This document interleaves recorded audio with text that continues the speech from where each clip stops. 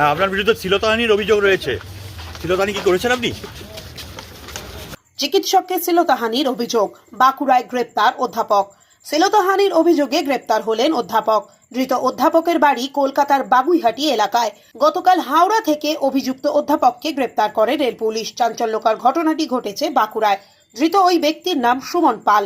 তিনি পুরুলিয়ার সিধু কানু বিশ্ববিদ্যালয়ের অধ্যাপক হিসেবে কর্মরত বলে খবর। ধৃতকে আজ মঙ্গলবার বাঁকুড়া আদালতে তোলা হয়। ধৃতকে 16 জুন পর্যন্ত জেল হেফাজতে রাখার নির্দেশ দিয়েছেন বিচারক। আদালত সূত্রে জানা গেছে, 27 মে বাঁকুড়ায় জিআরপি থানায় হাজির হয়ে হাওড়া চক্রধরপুর ট্রেনের এসি কামরা এক মহিলা যাত্রীর লিখিত অভিযোগ দায়ের করেন। অভিযোগকারী মহিলা পুরুলিয়া দেবেন মাহাতো মেডিকেল কলেজের অ্যাসোসিয়েট অধ্যাপক। তার লিখিত অভিযোগে তিনি দাবি করেন, 26 মে রাতে পুরুলিয়া যাওয়ার উদ্দেশ্যে তিনি হাওড়া স্টেশনে হাওড়া চক্রধরপুর ট্রেনের এসি কামরায় চড়েন। অভিযোগ, 27 মে ভোরে ট্রেনটি বিষ্ণুপুর স্টেশনে পৌঁছানোর আগেই চলন্ত ট্রেনেই তাকে শ্লীলতাহানি করে ওই কামরায় সহযাত্রী হিসেবে থাকা পুরুলিয়া সিধু কানু বিশ্ববিদ্যালয়ের অধ্যাপক সুমন পাল। এরপর ওই দিন সকালে বাঁকুড়া স্টেশনের ট্রেন থেকে নেমে লিখিত অভিযোগ দায়ের করেন। অভিযোগ পেতেই রেল পুলিশ ঘটনা তদন্ত শুরু করে।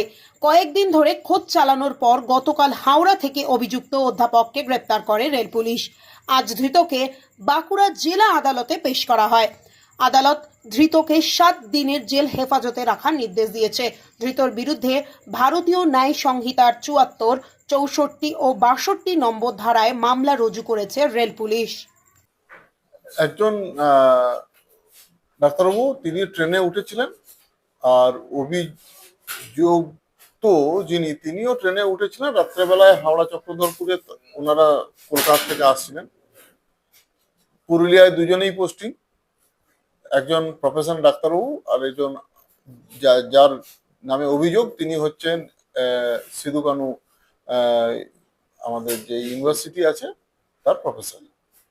তো ওনারা ট্রেনে আসার সময় এই অভিযুক্তকারী এনার শ্লীলতাহানি করেন, এইটাই মূলত অভিযোগ। এই পরিপ্রেক্ষিতে পুলিশ অনেকদিন ধরেই ওনাকে খুঁজছিল।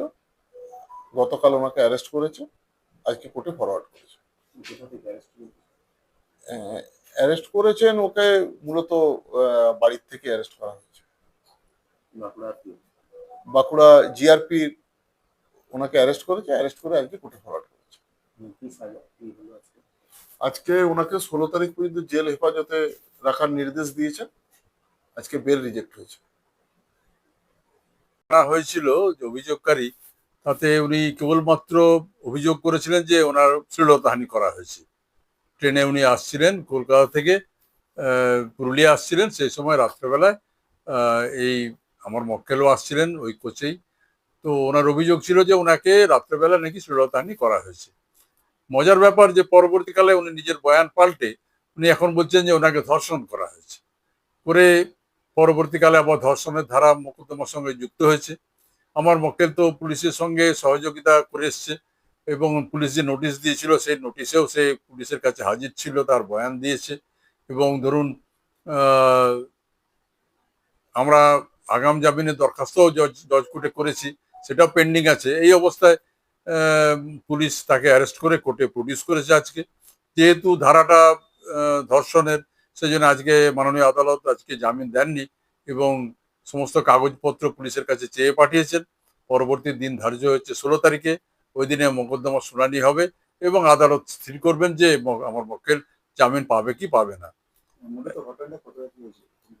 ঘটনাটা কয়েকদিন আগে হয়েছে, কিন্তু কথা হচ্ছে যে আমার মনে হলো যে এই ঘটনার মধ্যে এমন কিছু ব্যাপার আছে যেটা প্রকৃত সত্য বোধহয় কোর্টের সামনে আসছে না। কারণ অভিযোগকারিনী নিজে একজন ডাক্তার, তিনি তার প্রথম বয়ান থেকে একবারে পুরোপুরি সরে গিয়ে অন্যরকম অভিযোগ আনছেন কেন, এটা আমাদের কাছে এখনই এই মুহূর্তে বোধগম্য নয়। যাই হোক, পুলিশ তদন্ত করছে, তদন্ত করে দেখা যাক কি সত্যি কোনটা মিথ্যে আসবে। আপনার যে আসামি উনি কি করেন? উনি নিজে একজন অধ্যাপক, এবং যথেষ্ট ওনার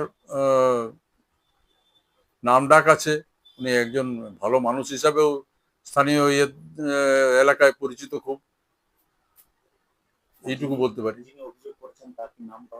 নামটা দেখুন, ওই নামগুলো এখন না বলাই ভালো। এই নামগুলো এখন প্রকাশ করা উচিত নয়। আপনার নাম?